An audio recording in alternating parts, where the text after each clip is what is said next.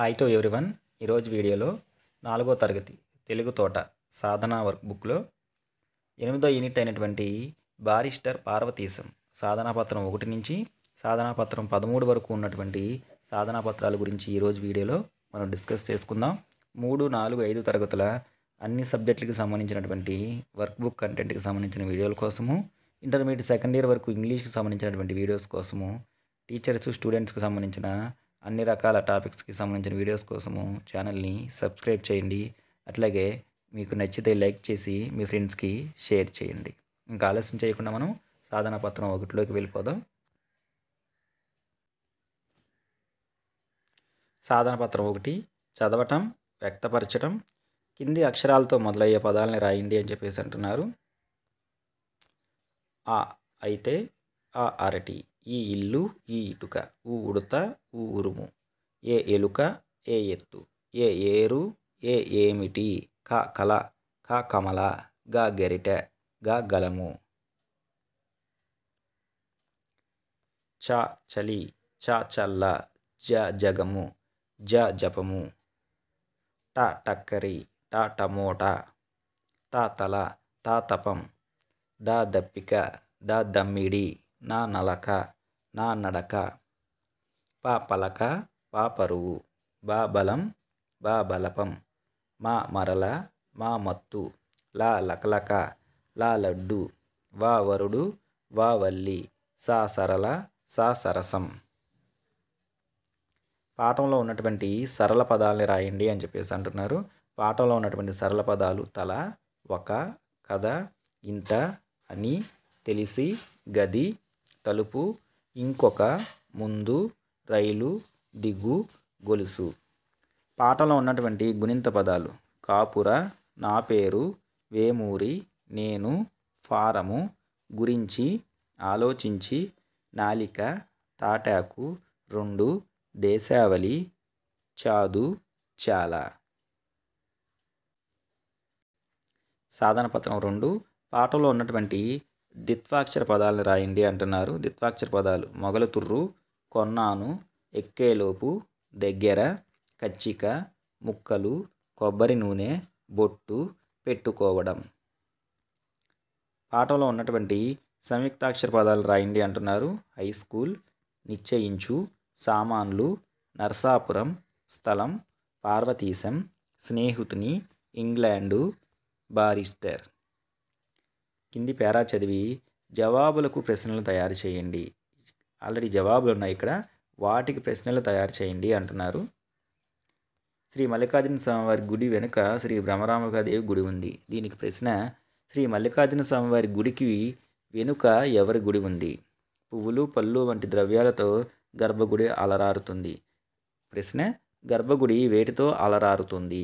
గర్భగుడి గడప మీద స్త్రీ చక్రం స్థాపించారు.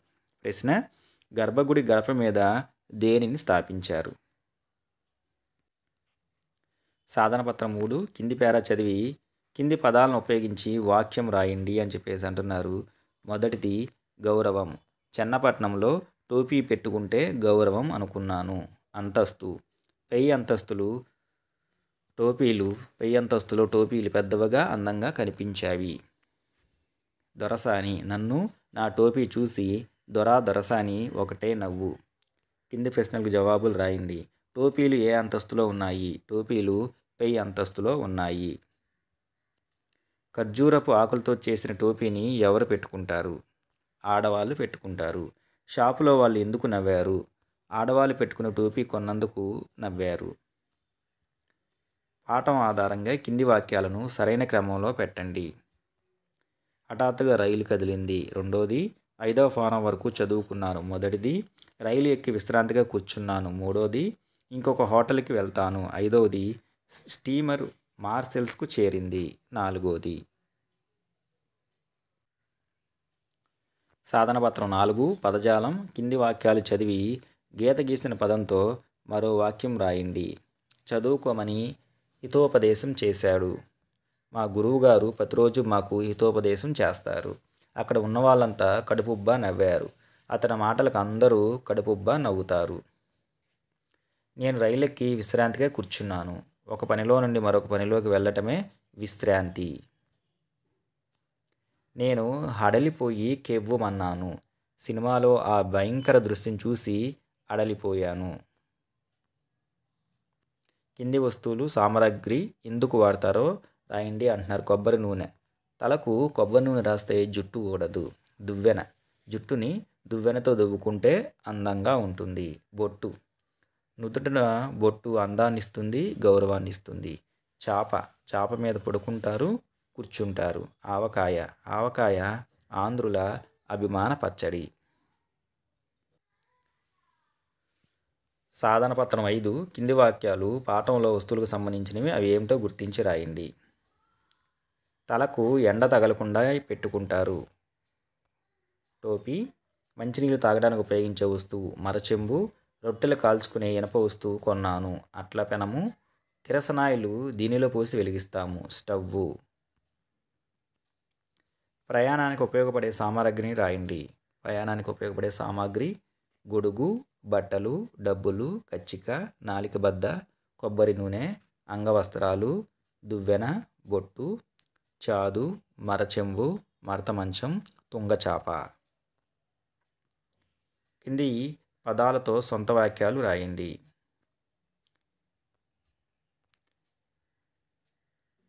మార్సెల్స్. స్టీమర్. పార్వతీశం స్టీమర్ ఎక్కి మార్సెల్స్ చేరాడు.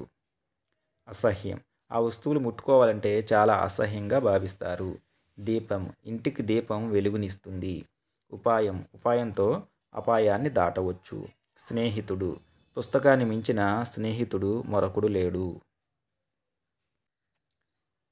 సాధనపత్రం 6 కింది పదాలతో సొంత వాక్యాలు రాయండి. దంతధావనం. సూర్యోదయానికి ముందే దంతధావనం చేయాలి. కచ్చిక. ఒకప్పుడు కచ్చికల పొడితో పళ్ళు తోముకునేవారు. జరిమానా. నిబంధనలు పాటించకపోతే పోలీసు వారు జరిమానా విధిస్తారు. దొరపాలన. దొరపాలన అంతరించిపోయింది. బంట్రోతు. కలెక్టర్ ఆఫీసు ముందు బంట్రోతు కూర్చొని ఉంటాడు. కింది పదాలకు అర్థాలు రాసి వాక్యంలో ఉపయోగించండి. బస అంటే తాత్కాలిక నివాసము. ఈ బంగ్లా మంత్రిగారి తాత్కాలిక నివాసము. సామాగ్రి అంటే సామాన్లు, వస్తువులు. ప్రయాణానికి సరిపడా సామాన్లు ముందుగానే సర్దుకోవాలి. అంతరిక్షం అంటే ఆకాశము. తారలతో, చంద్రునితో ఆకాశం అందంగా ఉంటుంది. కింది వాటికి అదే అర్థాన్ని ఇచ్చే పదాలు రాయండి. సామాగ్రి అంటే సామాన్లు, వస్తువులు. ఆడమనిషి స్త్రీ. పడతి ఆమె. చెన్నపట్నం చెన్నై, మదరాసు. డబ్బు ధనం, సంపద. సాధనపత్రం 7 పాఠం ఆధారంగా కింది వాటిని జతపరచండి. దంతధావనానికి కచ్చికలు, తుడుచుకోవడానికి అంగవస్త్రాలు, బొట్టు పెట్టుకోవడానికి చాదు, రొట్టెలు కాల్చుకోవడానికి అట్ల పేనము. వీటిని జతపరిచి ఇలా రాస్తే దంతధావనానికి కచ్చికలు, తుడుచుకోవడానికి అంగవస్త్రాలు, బొట్టు పెట్టుకోవడానికి చాదు, రొట్టెలు కాల్చుకోవడానికి అట్ల పెనం. నక్షత్రాలు పేర్లు రాయండి అని చెప్పేసి అంటున్నారు. అశ్వని, భరణి, కృతిక, రోహిణి, మృగశిర, ఆరుద్ర, పునర్వసు, పుష్యమి, ఆశ్లేష, మఖ, పుబ్బ, ఉత్తర, హస్త, చిత్త, స్వాతి, విశాఖ, అనురాధ, జ్యేష్ఠ, మూల, పూర్వాషాఢ, ఉత్తరాషాఢ, శ్రవణం, ధనిష్ట, శతభిషం, పూర్వభద్ర, ఉత్తరాభద్ర, రేవతి. ఇవి నక్షత్రాల పేర్లు. రాసుల పేర్లు పూరించండి అని మధ్యలో మిస్ అయినటువంటి అక్షరాలు. మేషం, వృషభం, మిథునం, కర్కాటకం, సింహం, కన్య, తుల, వృశ్చికం, ధనస్సు, మకరం, కుంభం, మీనం. ఈ విధంగా రాసుల పేర్లు మిస్ అయినటువంటి అక్షరాలను మనం రాయొచ్చు. సాధనపత్రం 8 విరామ చిహ్నాల కంటే ముందున్న పదాలు పారంలో వెతికి రాయండి. విరామ చిహ్నానికి ముందున్న పదాలు వచ్చేసరికి స్థలం, పార్వతీశం, చదువుకున్నాను, నిశ్చయించుకున్నాను, ఆలోచించాను, కచ్చికల పొడుము, కొబ్బరి నూనె, తాటాకు ముక్కలు, అంగవస్త్రాలు, దువ్వెన. కింది పదాలు ఉపయోగించి సొంత వాక్యాలు రాయండి అని చెప్పేసి అంటున్నారు. స్నేహితుడు, చదువు. సొంత వాక్యము. రాము నాకు మంచి స్నేహితుడు, మేము కలిసి చదువుకుంటున్నాము. రైలు గొలుసు. మేమందరము రైలు ఎక్కాము. చాలా వేగంగా వెళ్తున్న రైలుని గొలుసు లాగి ఆపాడు. టోపీ నవ్వు. పార్వతీశం పెట్టుకున్న టోపీ చూసి అందరూ నవ్వుకున్నారు. సామాను బంట్రోతు. నేను ప్రయాణానికి సర్దుకున్న సామాను బంట్రోతు మోసుకొచ్చాడు. సాధనపత్రం 9 స్వీయ రచన. రైలు మొదటిసారి ఎక్కినప్పుడు పార్వతీశం పడినటువంటి ఇబ్బందులు ఏమిటి? రైలు ఎక్కడానికి పార్వతీశం రైల్వే స్టేషన్కి చేరుకున్నాడు. రైలు వచ్చి ఆగింది. అందరితో పాటు హడావిడిగా తోసుకుంటూ ఎక్కాడు. తల మీద సామాను వెనక ఎక్కేవారి మీద పడింది. ఇంతలో హఠాత్తుగా రైలు కదిలింది. ఆ కుదుపుకి ఆడమనిషి ఒళ్ళో పడ్డాడు. అందరూ నవ్వారు. తెచ్చిన సామాను కదలకుండా అక్కడ ఒక గొలుసు కనబడితే అనిసి కట్టాడు. వెంటనే రైలు ఆగింది. గొలుసు లాగినందుకు 50 రూపాయలు జరిమానా వేశారు. ఈ విధంగా ఎన్నో ఇబ్బందులు పడి పార్వతీశం రైలు ప్రయాణం చేశాడు. పార్వతీశం ఎన్నిసార్లు తన టోపీని విడిచిపెట్టాలనుకున్నాడు? ఎక్కడెక్కడ? చెన్నపట్నంలో కొన్న టోపీ పార్వతీశం ఆడవాళ్ళ టోపీ కదా, అందరూ నవ్వుతున్నారు అని దాన్ని వదిలించుకోవడానికి మొదటి ప్రయత్నంగా తూత్తుకుడిలో దిగినప్పుడు రైల్లో వదిలేశాడు. కానీ బంట్రోతు తెచ్చి ఇచ్చాడు. మరలా కొలంబో వెళ్ళే స్టీమర్ ఎక్కే ముందు వదిలేశాడు. మళ్ళీ బంట్రోతు తీసిచ్చాడు. మరలా కొలంబోలో దిగినప్పుడు స్టీమర్లో వదిలేశాడు. కానీ మళ్ళీ బంట్రోతు తెచ్చి ఇచ్చాడు. చివరికి టోపీ తనతో పాటు మార్షల్స్ హోటల్కి కూడా చేరింది. ఈ విధంగా పార్వతీశం ఆ టోపీని 4 సార్లు విడిచిపెడదాం అనుకున్నాడు. కానీ కుదరలేదు. మార్షల్స్ హోటల్లో పార్వతీశం ఎందుకు గాబరా పడ్డాడు? మార్షల్స్ హోటల్లో బంట్రోతు పార్వతీశం సామాన్ని ఒక చిన్న గదిలో పెట్టాడు. తనని అందులో ఉండమంటాడేమో అనుకుని ఒకవేళ తను చూచి లోకువ గట్టి ఎందుకు ఎవరికీ పనికిరాని గది తనకిచ్చారేమో అనుకున్నాడు. ఈ చిన్న గదిలోకి నేను రాను అన్నాడు. ఇంకా లాభం లేదు అని బంట్రోతు తన చేయి పట్టుకుని లోపలికి లాగి తలుపు వేశాడు. వెంటనే అది అంతరిక్షంలోకి ఎగిరిపోయింది. ఈ విధానం చూసి హడలిపోయాడు, గాబరా పడ్డాడు పార్వతీశం. చివరిదాకా వెళ్ళాక బంట్రోతు తలుపు తీసి బయటకు రమ్మన్నాడు. తన సామాను తీసుకెళ్లే గదిలో పెట్టాడు. శ్రమ పడకుండా మెడ పేకి ఎక్కేదే ఆ చిన్న గది అని అప్పుడు తెలుసుకున్నాడు పార్వతీశం. సాధనపత్రం 10 మీరు ప్రయాణం చేసే ప్రయాణ సాధనాల్ని ఖాళీలలో పూరించండి. వాటి ఆధారంగా వాక్యాలు రాయండి అని చెప్పేసి అంటున్నారు. రైలు, సైకిల్, నడక, విమానం, మోటార్ సైకిలు, కారు, బస్సు. నేను సైకిల్ మీద ప్రయాణం చేశాను. నేను రైల్లో ప్రయాణం చేశాను. నేను బస్సులో ప్రయాణం చేశాను. నేను కారులో ప్రయాణం చేశాను. నేను మోటారు సైకిల్పై ప్రయాణం చేశాను. నేను విమానంలో ప్రయాణం చేశాను. నేను నడక ప్రయాణం చేశాను. పాఠంలో ఉపయోగించినటువంటి ఏదైనా ఒక వస్తువు గురించి సొంతంగా రాయండి. కచ్చికల పొడుము. దీనితో పళ్ళు తోముకుంటే మంచిది. నోటిపూత, చిగుళ్ళు వాపులు, పళ్ళ మధ్య నుండి రక్తం కారటము, పుచ్చిపళ్ళు ఇలాంటి జబ్బులన్నీ పోతాయి. ఈ కచ్చికల పొడి ఎవరికి వారి ఇంట్లో తయారు చేసుకోవచ్చు. ఎలా అంటే ఆవు పేడని ముద్దలుగా కానీ పలచగా పిడకలుగా చేసి చక్కగా బాగా ఎండబెట్టాలి. అలా ఎండబెట్టిన ఆ పిడకలు ఉండలు బాగా నిప్పుల్లో కాల్చాలి. అలా బాగా కాల్చిన పిడకలను చల్లారాక పొడి పొడిగా నూరి జల్లెడతో జల్లించి ఆ పొడిని అప్పుడు అనబడింది ఇక్కడ ఆ పొడి ఇది ఒక డబ్బాలో పోసుకొని రోజు దంతధావనానికి వాడుకోవటమే.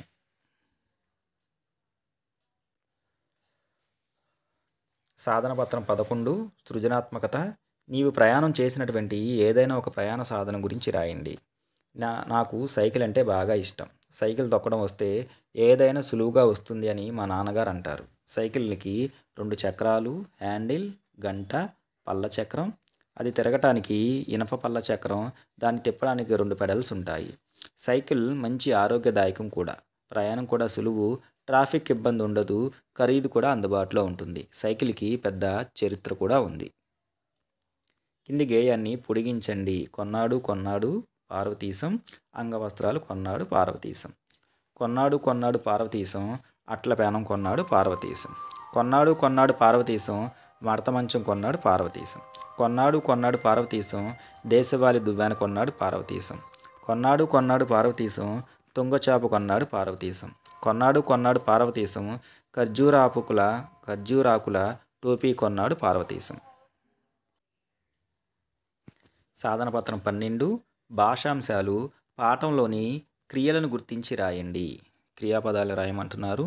చదువుకున్నాను, కొన్నాను, ఆలోచించాను, ఆగింది, బయలుదేరాను, నిశ్చయించుకున్నాను, పడిపోయింది, చేరుకున్నాను, రాసుకున్నాను. పాఠంలోని సమాపక క్రియలను గుర్తించి రాయండి.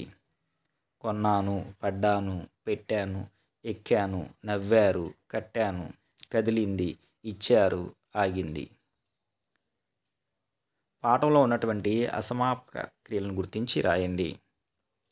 వచ్చి, చెప్పి, తోసుకుంటూ, విడిచి, చూసి, లాగితే, వదిలి, నవ్వి, ప్రాధేయపడితే.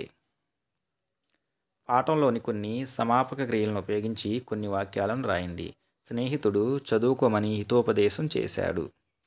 నేను కూడా రైలు ఎక్కాను. ఎక్కగానే రైలు కదిలింది. నా సామాను పైన పెట్టాను. రైలు ప్రక్క స్టేషన్లో ఆగింది. సాధనపత్రం 13. పాఠంలోని అసమాపక క్రియాపదాల వాక్యాలను గుర్తించి రాయండి. ఉదాహరణ: ఇంగ్లాండ్ వెళ్ళి చదువుకోమని హితోపదేశం చేశాడు. ఇద్దరు గార్డులు వచ్చి ఈ సామాన్లు ఎందుకిలా గొలుసు కట్టావు అని అడిగారు. ఒకరినొకరు తోసుకుంటూ హడావిడిగా ఎక్కేలోపు సామాను పడిపోయింది. పడిపోకుండా చాంతాడు వేసి గొలుసుకు లాగి బిగించి కట్టాడు. నా దగ్గర ఏమీ లేదని ప్రాధేయపడితే వెళ్ళిపోయారు. ఇద్దరు గొలుసుని విప్పేయమని చెప్పి వెళ్ళిపోయారు. ఆ టోపీ చూసి ఒకటే నవ్వి ఏమయ్యా, ఆడవాళ్ళు పెట్టుకునే టోపీ కొన్నావు అన్నాడు. తర్వాత రైలు ఎక్కి విశ్రాంతిగా కూర్చున్నాను. నన్ను నా సామాన్లను చూసి నవ్వాడు. టోపీని రైల్లో విడిచి తక్కిన సామాన్తో పెట్లో నుండి దిగాను. నేను నేర్చుకున్నవి విద్యార్థి కృత్యము. ఇది మనకి బారిస్టర్ పార్వతీశము సాధనాపత్రం 1 నుంచి సాధనాపత్రం 13 వరకు ఉన్నటువంటి సాధనాపత్రాల వివరణ. ఐ హోప్ మీ అందరికీ కూడా అర్థమై ఉంటుంది అని అనుకుంటున్నా. ఛానల్ కనుక ఎవరైనా మొదటిసారి చూస్తూ ఉంటే ఛానల్ని సబ్స్క్రైబ్ చేసుకోండి. అట్లాగే ఈ వీడియోని మీ ఫ్రెండ్స్కి షేర్ చేయండి. ఇంకొక మంచి వీడియోలో ఇంకొక మంచి టాపిక్తో మళ్ళీ కలుద్దాం. అప్పటి వరకు take care. Have a good day.